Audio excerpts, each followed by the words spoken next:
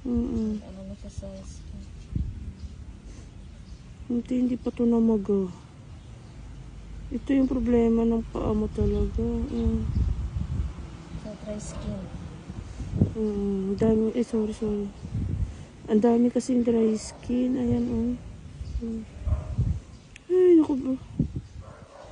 Dapat magpupunta pala ako dito kahit ito lang ang saglitan ko para hindi mag-stuck talaga yung ingrown tsaka dry skin.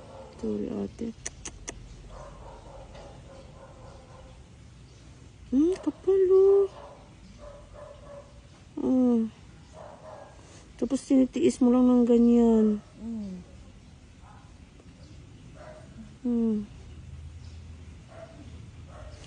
Tingnan mo kung gaano kalaki yan ng, Kapal.